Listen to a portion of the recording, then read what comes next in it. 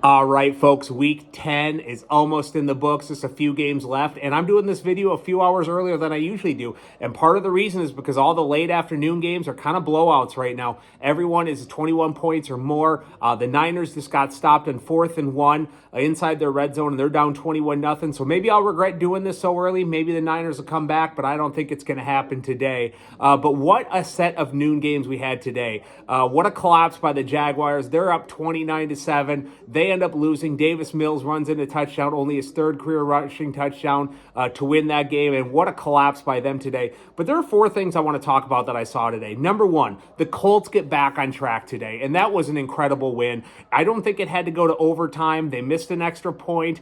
They went for it on 4th down at a time where I thought they should have kicked a field goal, but they were really good today. And if you look at this, Jonathan Taylor, he is by far the best running back in the NFL, and he's going to win Offensive Player of the Year. He had over 200 yards rushing and 3 touchdowns. And I thought Daniel Jones was pretty good today, but he just fumbles the ball too much. He had 2 more fumbles today. One they recovered, one they lost, and he cannot continue to do that. I know every quarterback has once every few weeks they get hit from behind when they don't see it and they lose the ball, but for him it seems to happen multiple times a game, and he has got to clean up the fumbles or else they are not going to go very far. But other than that, I thought they played really well today. I thought the biggest play of the game was with less than 2 minutes left in the game. The Colts need a field goal to send it to overtime. 3rd and 21. Daniel Jones takes off with it for a 19-yard run, gets him in 4th and manageable. They kick a field goal, then they go to overtime, and they score a touchdown. And what a win. What a comeback win. I was really excited to see how they would bounce back from that Steelers game. And I thought they could done. I had a lot of things. They could have had some better play calling at times. I think they get a little pass happy, but this is a team that really needs to run the ball. That's what their offense is built on, and that's what they need to keep doing. Number 2. I don't know what the hell that was from the Bills today, but they were absolutely horrible. They couldn't do anything in the first 3 quarters of the game. Their first points didn't come to 12 minutes left in the game. I thought Josh Allen was pretty terrible in this game. He had 1 terrible pick in the end zone. He had another fumble, and it seems like he was getting hit every single play. And towards the end of the game, the camera was panning in on his face, and he kind of just had this look on his face like, I've had enough.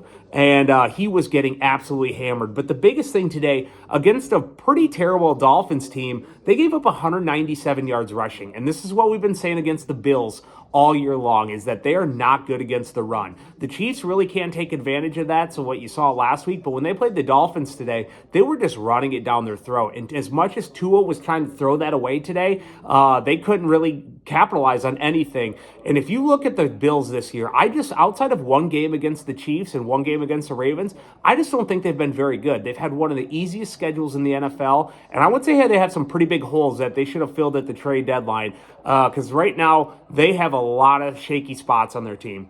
Number 3, I thought this was the biggest win for the Patriots in several years. And Drake May was absolutely outstanding today, with the exception of 1 terrible interception in the end zone. With about 2 minutes left, he drops back. They're up 5. All they got to do is kick a field goal. He throws a terrible pick in the end zone. It doesn't matter. They end up stopping Baker Mayfield, and they get the win. But right now, this Patriots team is rolling, and they're 8-2. They have a game lead on the Bills in the AFC East, and they have the first head-to-head at Buffalo. So they are in tremendous shape. They get the Jets on Thursday night, so you think that they're probably going to win that one.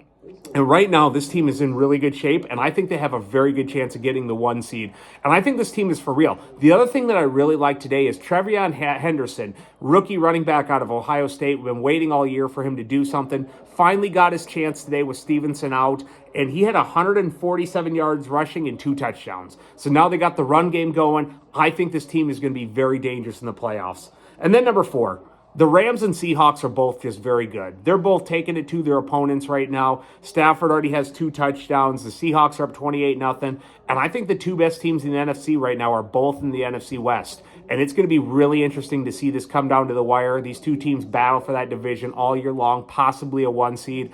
And I think these 2 teams are just very good, and it'll be fascinating to see how that comes out. So really excited to watch the Chargers versus the Steelers tonight, and then I will be at Lambeau Field tomorrow. I think the best place in America to watch a sporting event, to see the Packers and the Eagles. That should be a lot of fun. It's supposed to be about 25 degrees during game time, but that's what I had tonight, and we'll talk to you later.